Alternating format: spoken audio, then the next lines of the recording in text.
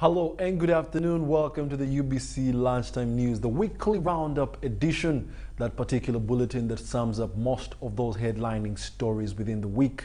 My name is Wadulo Arnold, and without further ado, let's start out with the bulletin. Now, President Yoweri Kaguta Museveni, who is also the NRM National Chairman, early this week asked leaders to be knowledgeable about the needs of their people. The president was delivering a lecture to the NRM MPs-elect who are attending a political orientation retreat at the National Leadership Institute at Chankwanzi.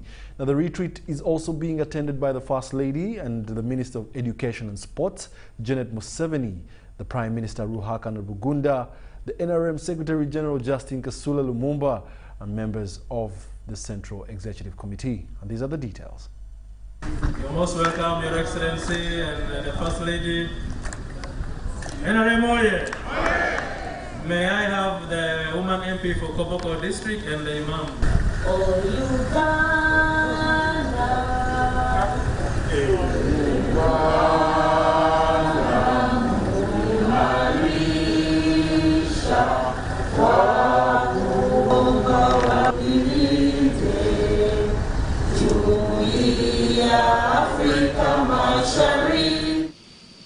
People take things easy.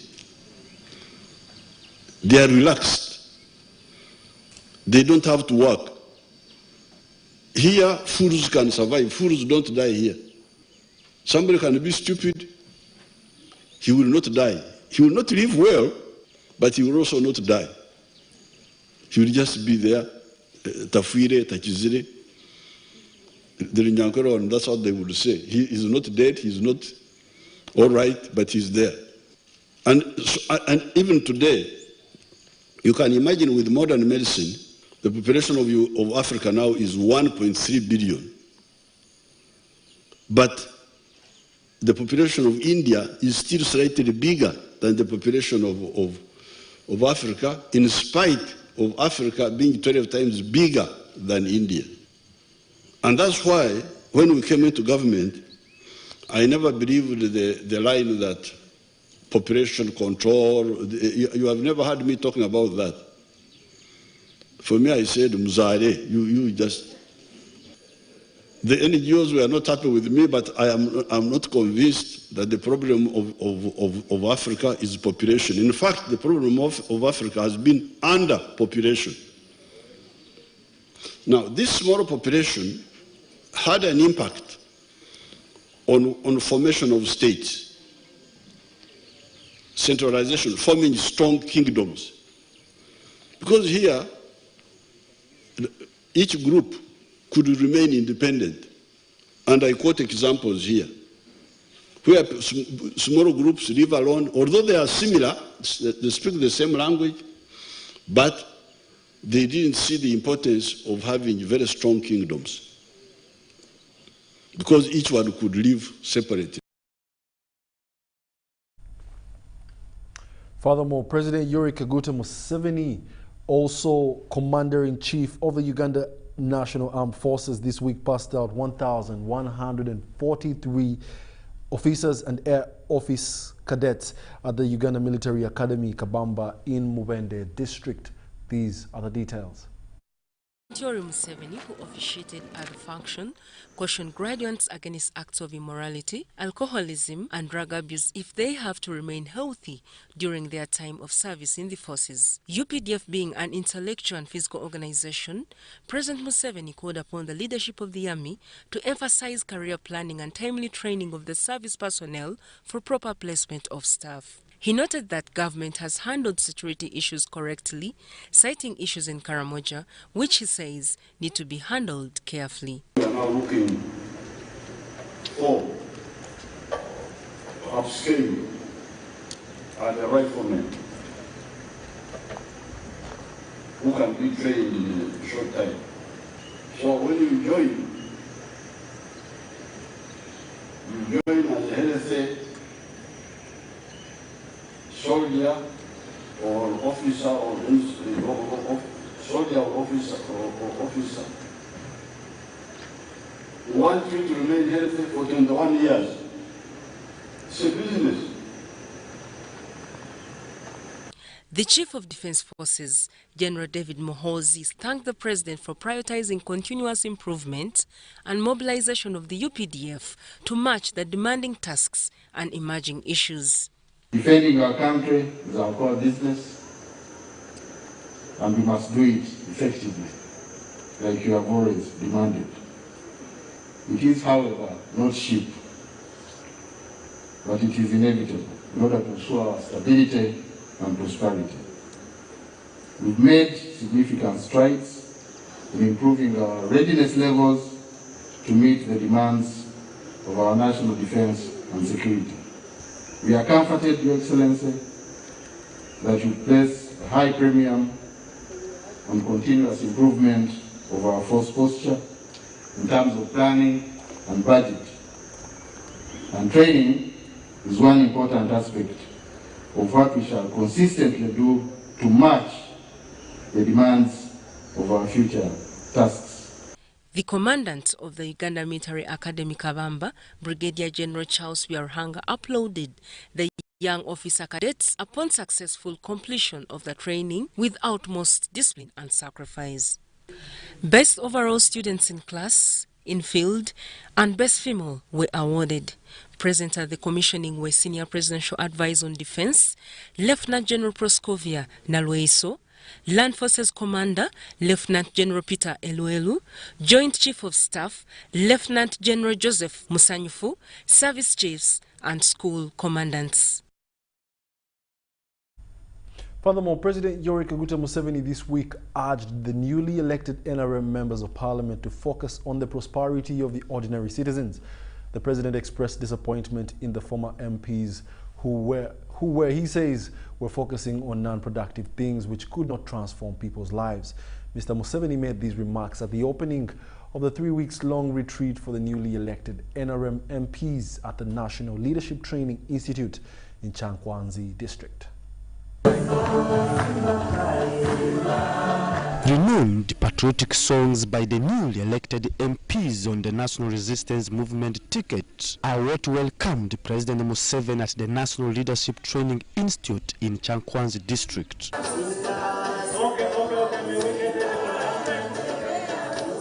The president was opening the retreat that has been organized for the newly elected NRM members of parliament.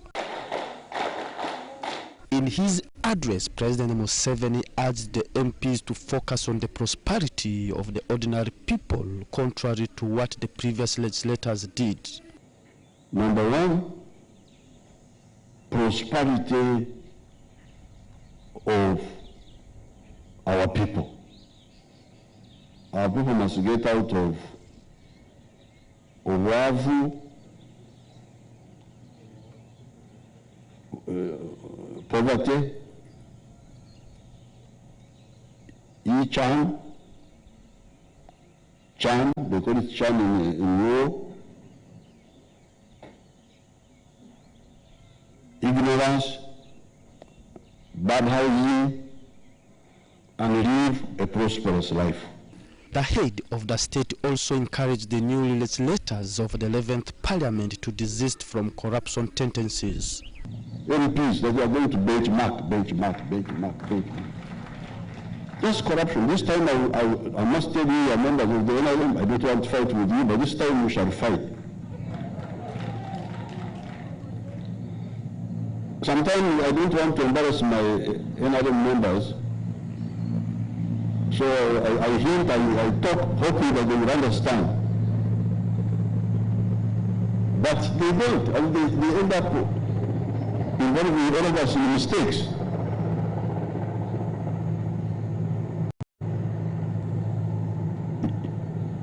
It is not correct to squander the scarce resources of the country, traveling.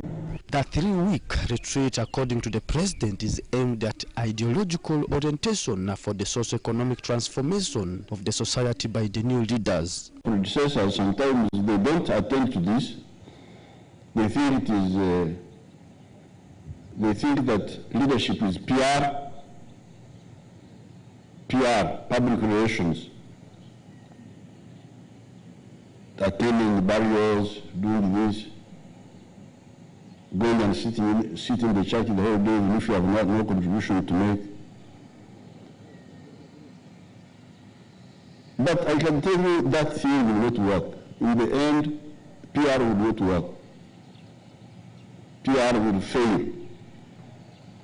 People will get tired because these people are looking for solutions, not just PR. The new MPs have applauded the retreat, saying it will go a long way in informing their different political agendas. That is what we are going to focus on, the prosperity of the people. As you know, issues of the masses are too many: poverty, poor road infrastructure, a lot of issues that we have to focus on in the 5 years to ensure that there is prosperity in the country. So we are not being brainwashed here in Changwans, but we are learning on how we are going to lead our people. The training revolves around how are we going to serve the people that elected us? How are we not going to serve our personal interests? How are we not going to steal from the country? The 29 days that we are going to stay here, I believe we are going to be strong leaders, and we shall really work for our constituencies, and we lobby to make sure that our people down there. Present at the opening of the retreat were SEC members, including Deputy Speaker of Parliament Jacob Olanya, Prime Minister Ruhakana Rugunda, Godfrey Chiwanda, Regional Party Chairperson for Buganda, Sinka Tongole for Central Ministers, Ayala MPs and top NRM party officials. Philip Aguta, UBC News in Chankwans.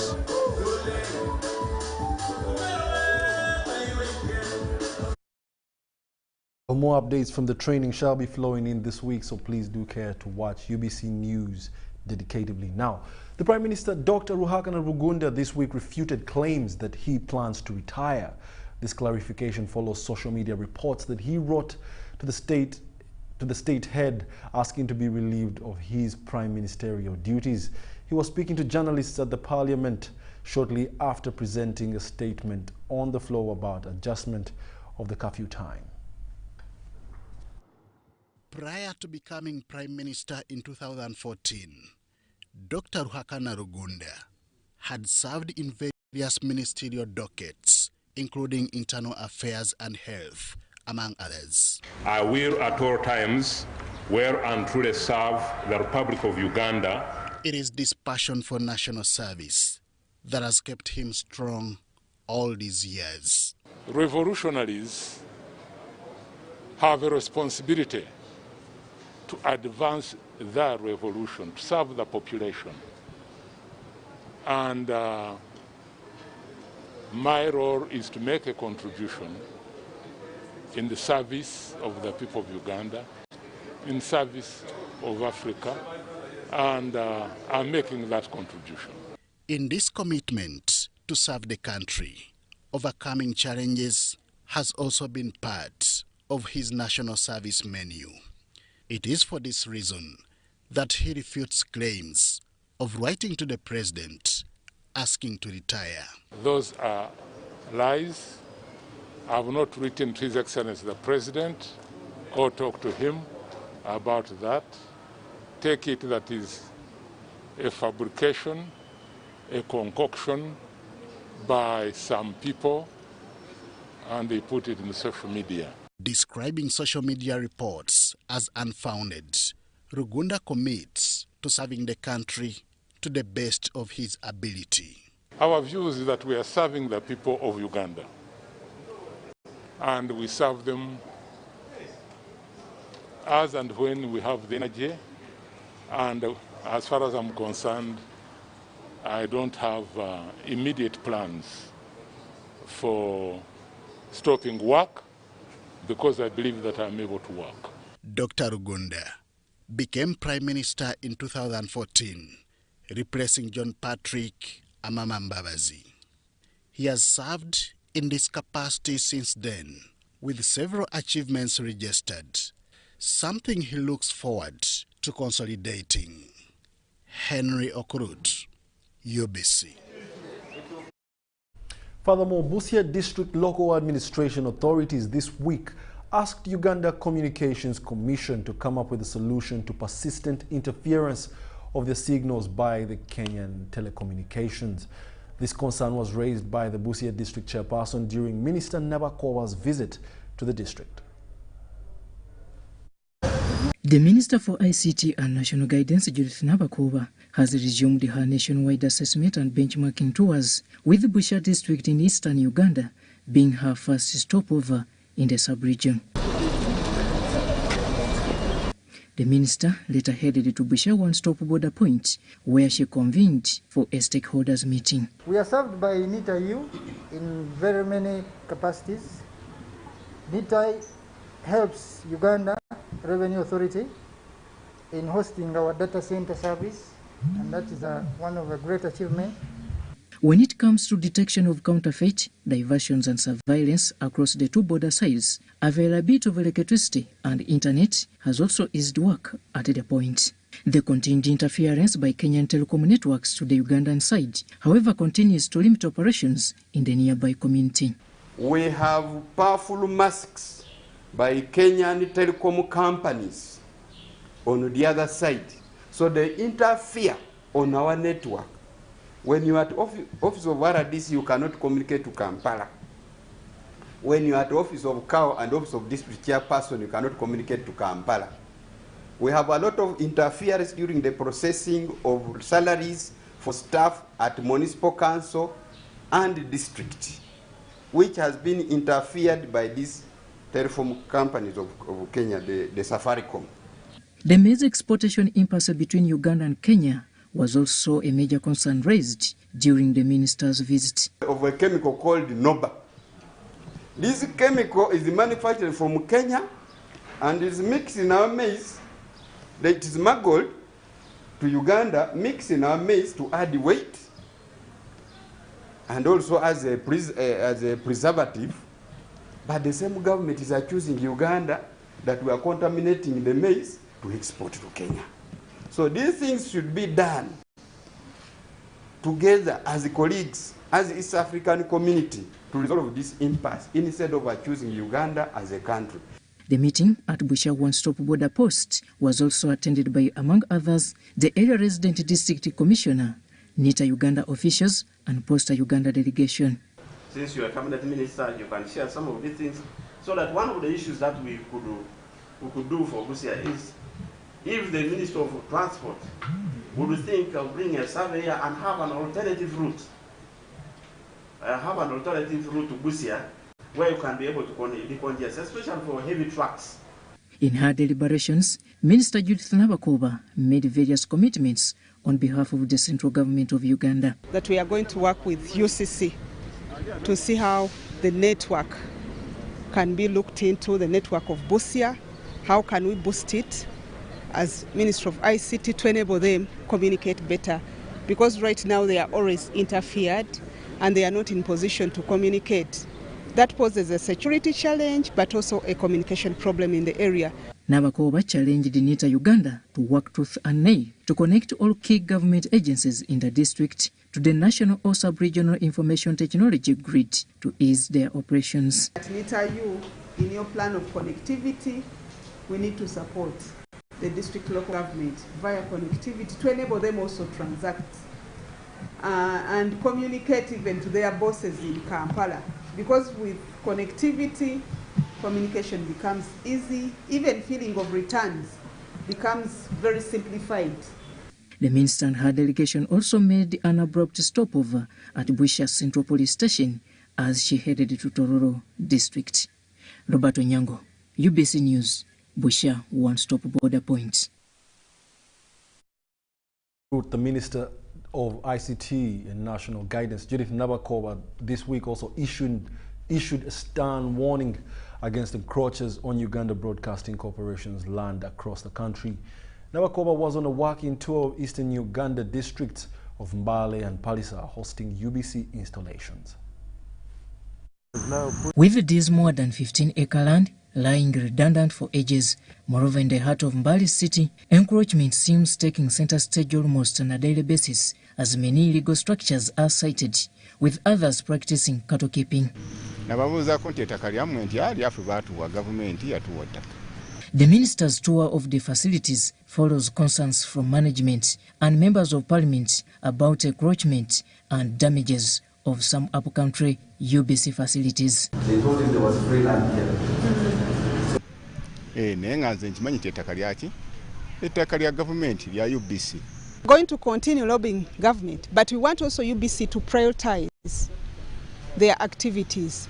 If we know that we have land which is sensitive, which is bound to attract encroachers, it is upon us as leaders, as UBC management, to make sure that the land is fenced off first of all.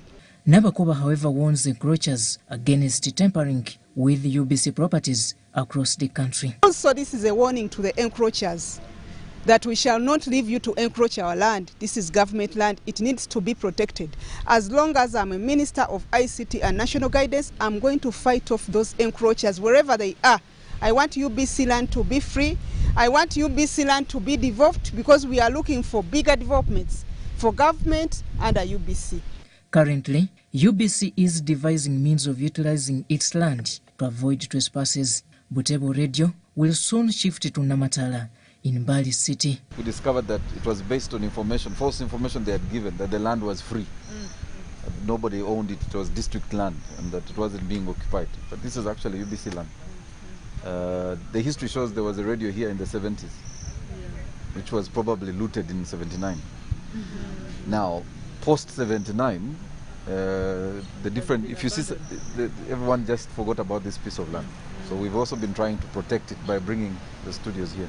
Of course, this eastern section has been covered, but obviously coverage is done from Kampala.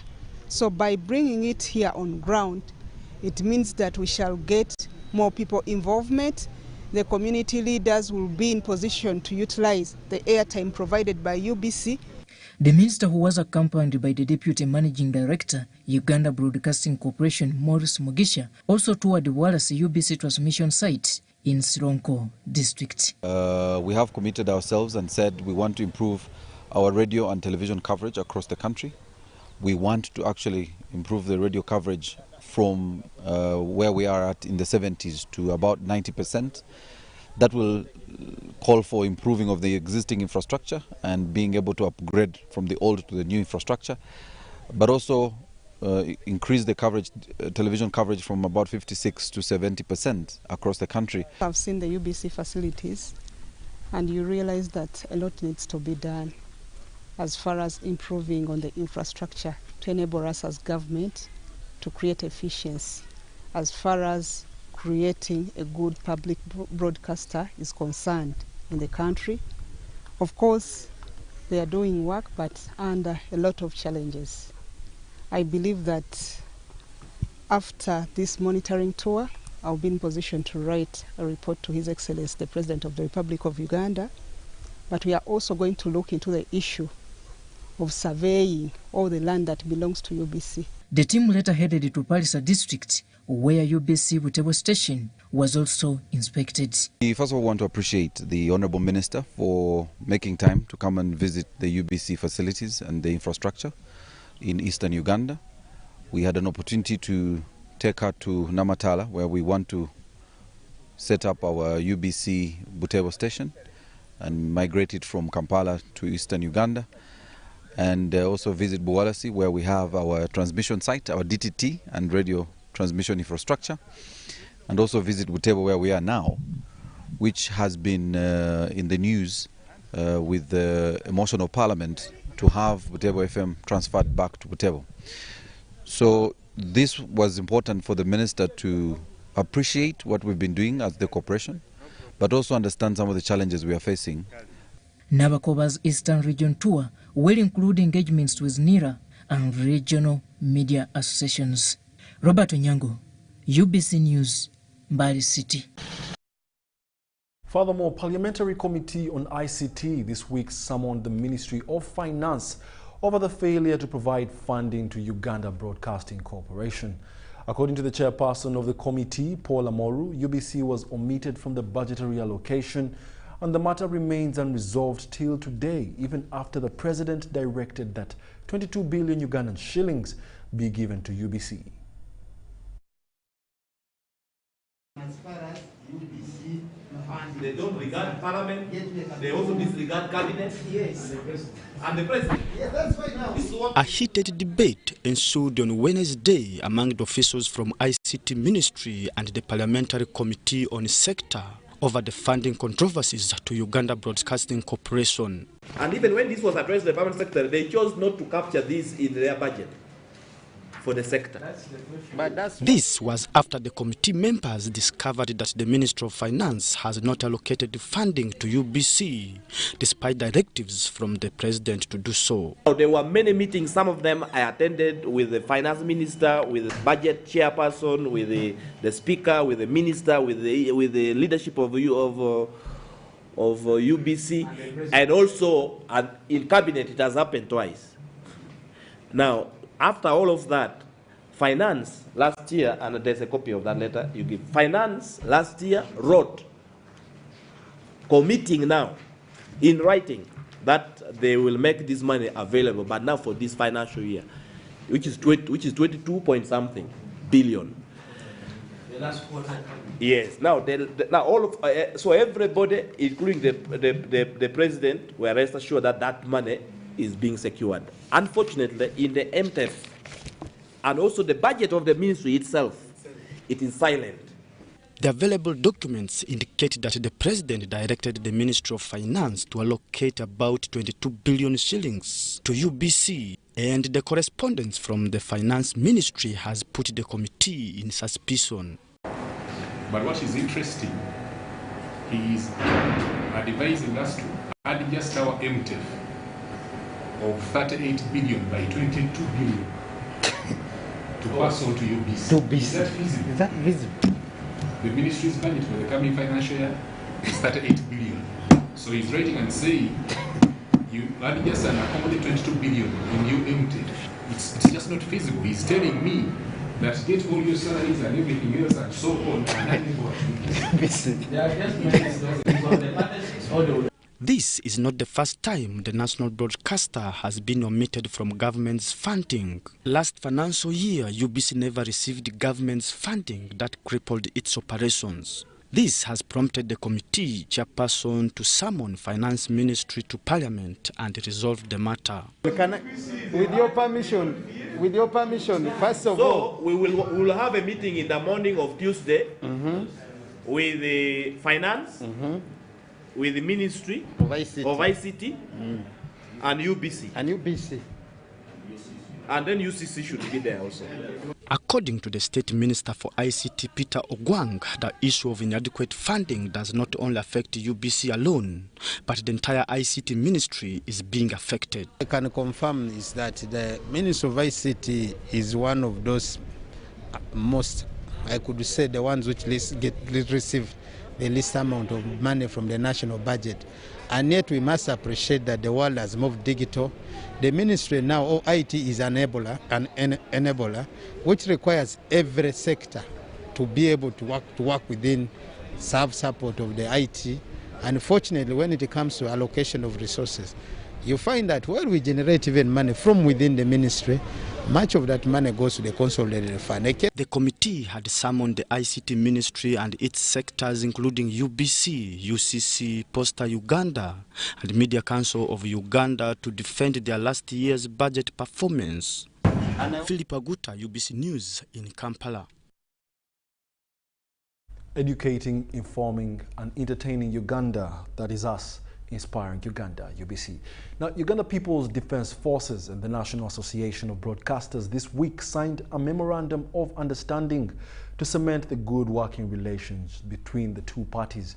Now, this was during a dinner aimed at strengthening the relationship between the media and the UPDF following some recent misunderstandings between the two parties. Uganda People's Defense Forces and the media have agreed to work closely for the development of the country. This was at a dinner officiated by the Minister of State for Defense and Veteran Affairs, Christopher Chibazanga. Those negative thinking, you translate them into words. You don't even stop there, you write and disseminate. Then there will be war. And when there is a conflict, then you invite them. And when you invite them, mistakes are made. Chibazanga, however, accused some media stations of disseminating information intended to taint the image of the force and the country. We have a democracy of 58 years. But we are comparing ourselves with the democracies of 490 years. Every day, Americans shoot themselves on the streets. Every day, even in hours I talk. Have you ever seen injured bodies on the streets of America in any news item? Why? They protect their image. They secure their country. For the first time, I want us to be patriotic to our country. The Chief of Defense Forces, General David Muhoozi, called for unity and good relationship between the media and the UPDF, adding that the media and the force aim at ensuring a prosperous country. And I'm delighted to say that I can feel the thawing of the ice in the air tonight. And I implore you all that whatever happens in our daily chores, we are not enemies, we are partners. We may quarrel, yes, we may scratch each other once in a while, but we mean well. And we should also have time to laugh, to rejoice, to identify the things that we can do together. And there are many. As UPDF, we vow to uphold this partnership at all moments of our relationship. The chairperson, National Association of Broadcasters, King Kalisa, who is also the appropriate of NBS, called for good working environment between the media and the security forces. Kalisa, however, commended the tremendous job done by the UPDF towards protecting the country. Communique that will sign today with the CDF, guaranteeing security, to make sure that as the UPDF, as they do their work, they will make sure that we are protected as media. And I think that's very, very important. From the CDF, I want you to feel free to engage with the media. And I want us to have this event as an annual event. This is my proposal. The dinner followed a friendly match at KCCA Philip Omondi grounds that attracted media CEOs, media personnel, UPDF officers, among others. Deborah Namamonde, UBC News. Very good to see that the media and UPDF are barring the hatchet. Now, on a lighter note, the Commander Land Forces Lieutenant General Peter Elwelu this week assured Ugandans of sustainable peace and stability courtesy of the Uganda People's Defense Forces. Now, this was on the sidelines of a friendly match between UPDF and the media at Philip Omondi Playgrounds, Lugogo, near Kampala.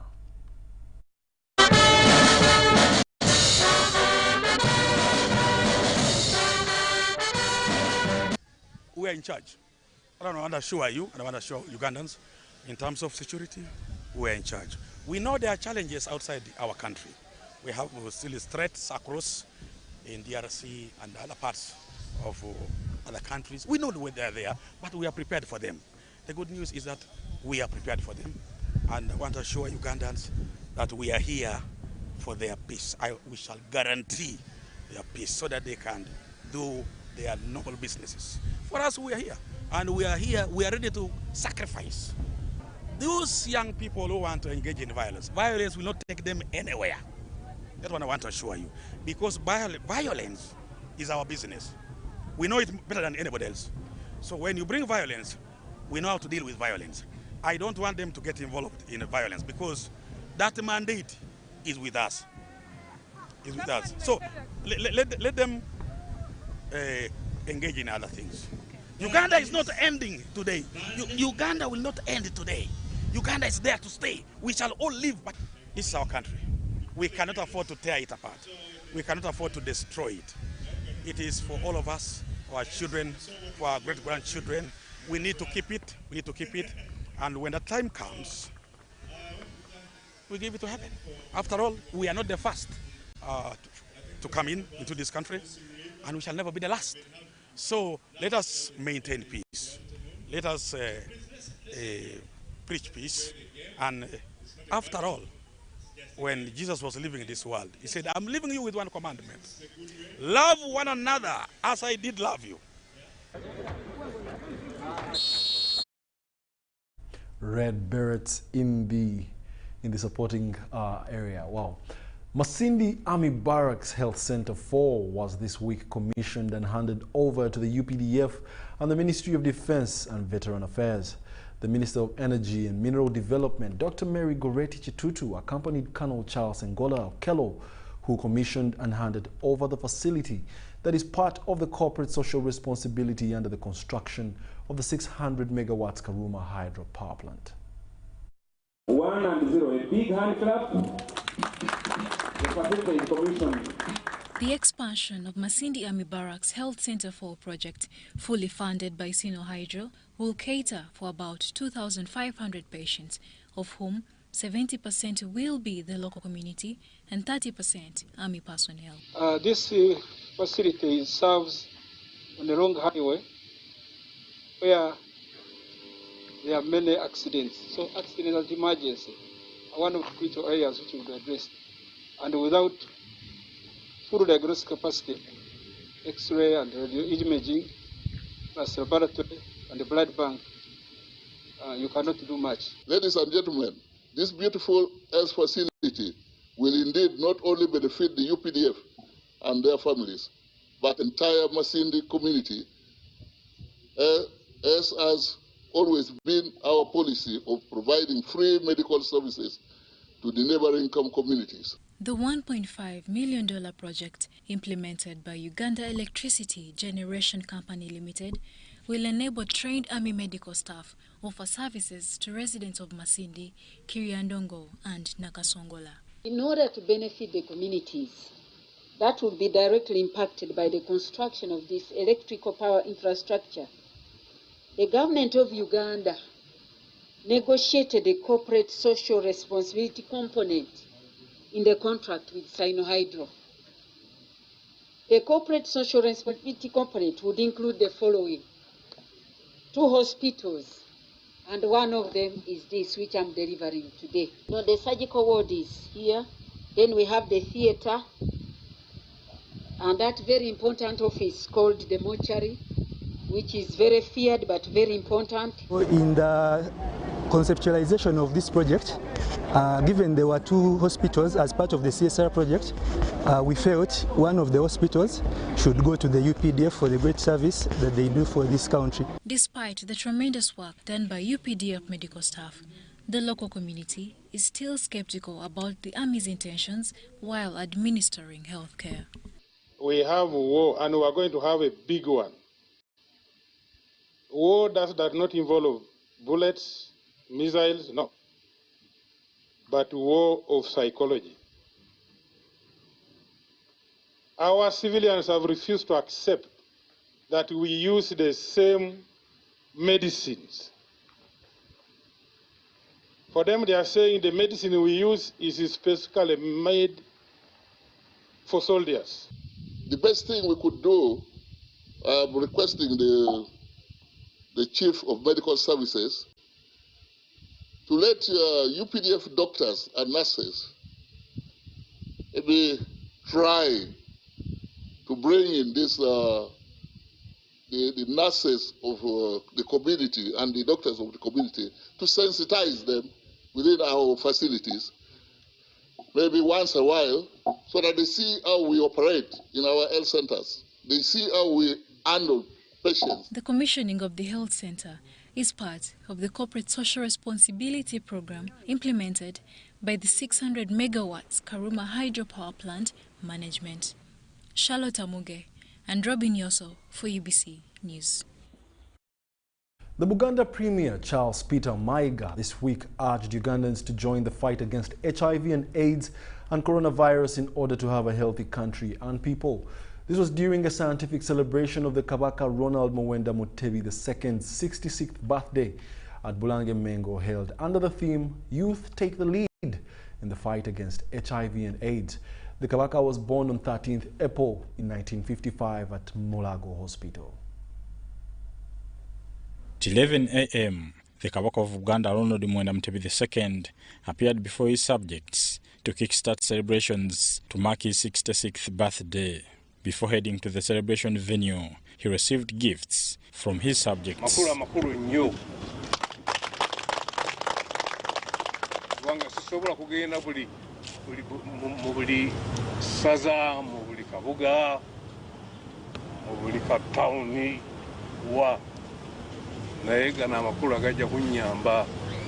okutambula okugenda mu bifo ebyo n'okusinkana abantu baffe abalina obwetaavu, abalina okuyigirizibwa, abalina okuyiga enjiri eyo ey'omulembe guno.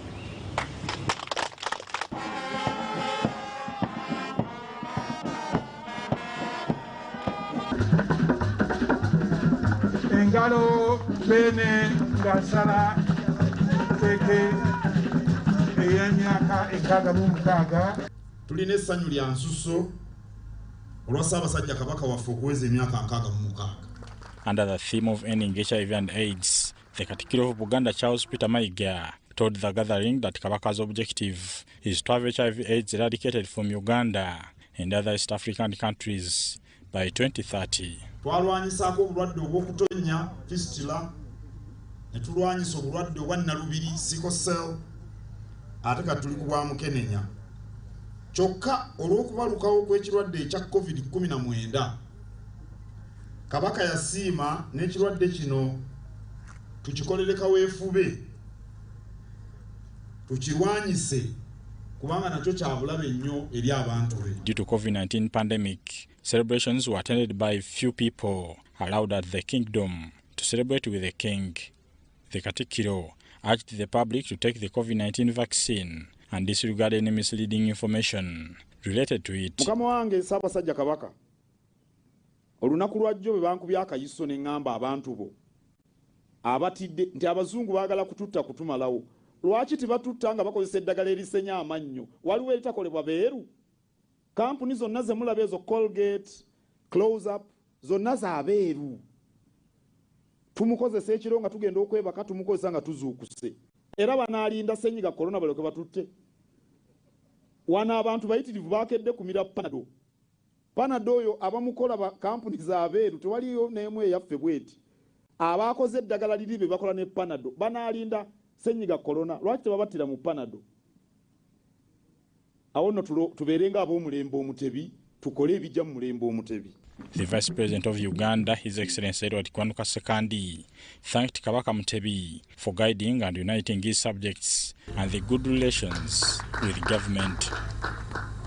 Ssaabasajja weebale nnyo okufaayo ennyo okulaba nti abantu baba balamu, bakino kirabikira bulungi mu ngeri gy'owagira entegeka ebyobulamu z'obulamu byonna. Ayi bene weebale okunyweza obumu bwa Buganda ate n'enkolagana ennungi n'okugatta abantu ba Buganda mu Uganda eyawamu. At the same event, the Kabaka, who preferred not to address the kingdom, awarded 5 people with a precious stone for their outstanding work towards the development of kingdom and country at large. They included renowned traditional musician and dancer Annette Nanduja, Dr. Haji Ibrahim Mwanga Kibirige, former Chadondo County Chief Tofiri Kivumbi Mali Okweza, Mengo Hospital dentist Dr. Ken Chapman Chigozi, and Swick Insurance proprietor Dr. William Chiwanuka.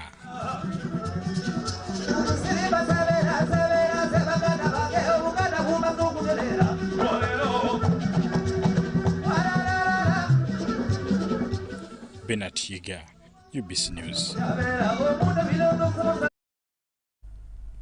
Now, right after that, the Katikkiro of Buganda, Charles Peter Mayiga, said that the Kabaka is recovering from an allergy which is being handled appropriately by medical experts. This follows speculations about the Kabaka's health since he appeared for his birthday celebrations. These are the details. only disappointment comes with the people who make allegations, baseless allegations, especially. Internet has been awash with speculations about the health status of the King of Buganda. Ronald Muwenda Mutebi II appeared before his subjects on his 66th birthday, but looked unwell. Buganda Katikkiro Charles Peter Mayiga highlights on the health status of the Kabaka of Buganda. The challenges are related to allergies, which, when they attack him, cause breathing difficulties, especially when he has a mask or a shield over his face. Mayiga disregards information that Ronald Muwenda Mutebi II was poisoned. That the Kabaka's condition is managed with requisite expertise, and we hope and pray that the Kabaka will achieve full recovery soon. There is another video making rounds on social media showing a man with escorts of UPDF in a supermarket. Buganda confirms it is the Kabaka. That was the Kabaka yesterday. He wanted to personally pick certain items himself, and he went to the supermarket. By the way, that is not the first time he has done it. When he wants certain personal things, he himself goes to the supermarket and picks them. And he went and picked what he wanted, and people saw him walk normally. And I'm hoping that that can reassure you about his health. If you add that to what I've told you, you should be able to conclude that yes, he was afflicted by these allergies, but it's going to be okay. Despite Kabaka's state, he and the Queen of Buganda have received their first COVID-19 vaccine doses at the Lubiri in Ichireka. And I also urge people to do the same, ask relevant questions, ask questions, and get information from reliable sources. Ivan Kahwa and Sebira Andrew at Tibulange Mengo.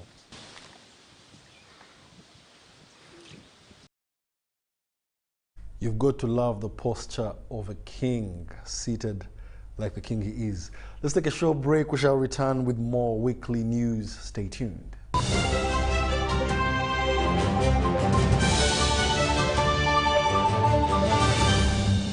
Has anyone seen Bob? Over here! How did you get in there? With my Airtel Money MasterCard. But you don't even have a bank account. Well, it's not a card. It's virtual, so no plastic, and it's safer. But what are you doing there? I want to buy Nancy birthday gift, book my flight tickets, renew my Big Click subscription, and order a shipment. The Airtel Money MasterCard. It's not a card, but works just like one. Get one on the Airtel Money menu on your phone. The day the world stopped was the day we found where to go.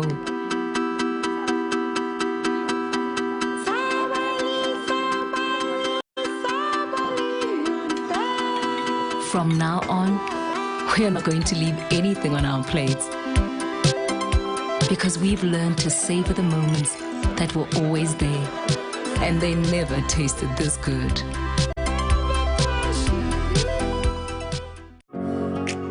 It's no secret that ICT makes learning easy. The strides made in our field could not be possible without it.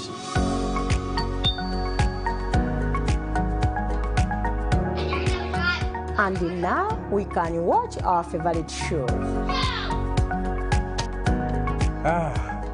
My radio is my best friend. UCC provides an enabling regulatory environment and policy guidance for healthy competition. We also facilitate ease of doing business in the communications sector through licensing, standardization, spectrum management, tariff regulation, rural communication development, and consumer empowerment. An informed consumer is an empowered consumer. UCC supports local content and innovations. Driving the development of a robust communication sector in Uganda is Uganda Communications Commission.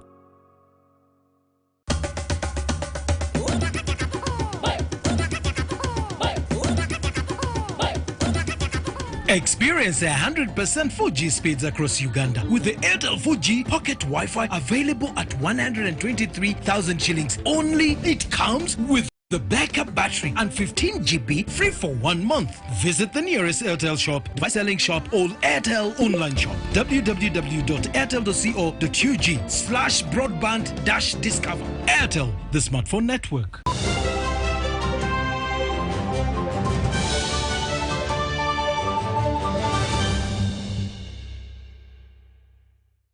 You're still watching the UBC Lunchtime News, particularly the weekly roundup edition, where we give you those headlining stories from the week.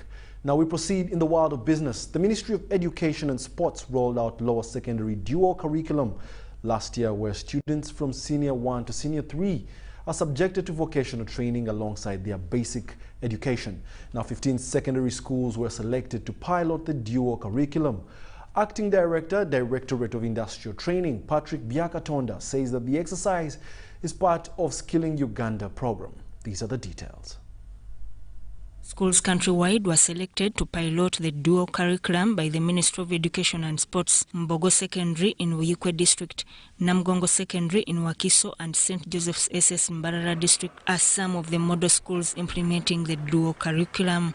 Students who have trained for 3 years in electrical installation, motor vehicle mechanics, tailoring, bricklaying, carpentry are undergoing the competence-based assessment by the Directorate of Industrial Training. Our assessment mainly here is for the world of work. They get employment. Remember, around 700 sit for P7. By the time they reach Senior 4, around 300 sit for Senior 4. So where do the others go? Those others will be catered for under the new lower secondary curriculum. The headmaster, Namgongo Secondary and Vocational School, Awi Francis, says the imparted skills acquired by the students will help them to be self-sustaining at a tender age. That when they leave school, they are not going to sit down, but they will be able to find something to do, depending on the course that someone chose to do while at school. Students after school can have something to start up by themselves instead of looking for jobs. So here we try to create job creators rather than job seekers. The skills development programs will also give students alternatives after completing their studies. I'm very happy to be in Namgongo because I'm going to live with 2 certificates, a vocation certificate and a O-level certificate. And offering motor vehicle mechanics isn't a tag of war, so I can employ myself, do my own work instead of being employed by any other person. The reason as to why I chose tailoring is because, like in future, I just want to be a fashion. I want to do fashion and designing. Education that is skill-based, something Uganda has really needed for quite a long time. So I think piloting this exercise is really good for the economy. Now, furthermore, Kenya and Uganda will put in place mechanisms geared at resolving issues that impede trade relations and cause tension between the two friendly countries. After extensive discussions between trade delegations in Kampala, a commitment to spur trade and stop trade wars was made. And these are the details. Uganda and Kenya have committed to improve bilateral trade relations. In a joint communique read by Amelia Chambade, the Trade, Industry and Cooperatives Minister, the two parties agreed to address all stumbling blocks that bog down smooth flow of trade between the two EAC member countries. And then we also must adhere to the laws that govern integration. So what we are applying here is the power of dialogue. We should not overlook the power of dialogue. We are dialoguing to ensure that we create a conducive environment for you, for business. So, Honorable Betty Maina, Kenya's Cabinet Secretary for Trade and head of the Kenya Sugar Sector Verification Mission to Uganda, highlighted the social and economic benefits of open borders for trade. The reason we all signed up to the Regional Integration Project in East Africa is out of the recognition that together we will grow faster. There's an African saying that says if you want to go fast, you will go alone. But if you want to go far, you will go with others. As the region makes major strides in its integration agenda, building competitiveness rather than protection of the individual markets was emphasized by all the stakeholders. So in order to consolidate our East African community protocols, we felt it incumbent to resolve some of the NTBs currently prevailing in our economies. And Eureka, this meeting has been very successful. Every relationship is only healthy if not then there's a disagreement. And then when you overcome it, and resolve that disagreement, and you continue in the same friendship, cordial friendship and relationship as before, that's the test of your relationship. And that's the kind of relationship we have with Kenya. The joint decisions that are to be expeditiously implemented include recognition of testing and conformity results by each other's competent authorities, Uganda permitted to export 90,000 metric tons of sugar to Kenya per annum, both countries to abide by Article 15 of the East African Community Customs Protocol. Uganda is to provide draft terms of reference on milk for Kenya's consideration, and last but not least, both parties agreed to enhance compliance to the stipulated standards. The cordial relationship that has existed between Kenya and Uganda for generations continues to be tested by the non-tariff barriers. It is therefore expected that the high-level meeting in Kampala will amicably resolve the market disruptions. Dennis Igoa for UBC News.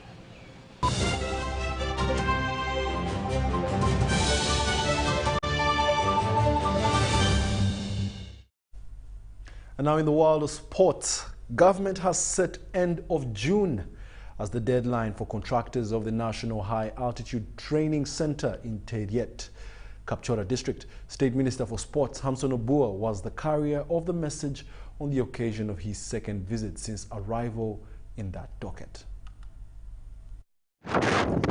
The state of the road that was once a major hindrance to finalizing the National High Altitude Training Center in Teriet, Kapchora District is now vastly improved.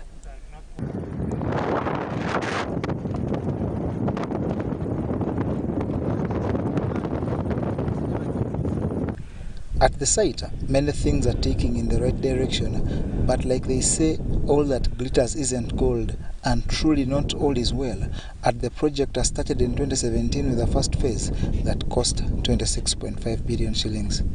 No, it's because this is part of delays we have been talking about. A lot of lukewarm behavior in government projects. We do not know who is going to fit. You are saying them, they are saying this. We shall find a solution immediately. Yeah, because, my brother, you see, if I'm to be honest with you, from the time I came, of course, we were affected by COVID. I would have loved to see something new. This building is getting old before being utilized. The hostel, the 3-kilometer running track, site roads, parking, gatehouse, water reservoir, and the artificial turf that's enclosed by a 6-lane athletics track are part of the first phase earlier expected to be delivered in 3 years. But now, after 3 extensions, the first phase isn't yet delivered, with this testing patience of government that has now set a June 30th deadline for the contractor. So issue number 2, no more granting of time extension. The contractor must burn midnight candles and ensure that the remaining aspect of phase 1 is delivered. 30th June, I am in the Ministry of Education and Sport. Of course, you know a new government is coming in. I may remain, I may go somewhere. But 30th of June, we have agreed. And when I go back, I will put it in writing. The project manager, Wang Janeway, commits to deliver as ordered, but cites encumbrances like delayed payments for the slow process. Yes, right now the road is okay, everybody is happy. But don't forget, this road just be somehow better since this year, around February. Number 2, I want to say, there's a seriously delayed payment. The delay to complete the first phase has already cost government money, which turned down an offer from India to train its athletes from Uganda. John Burns, Sentamo, reporting.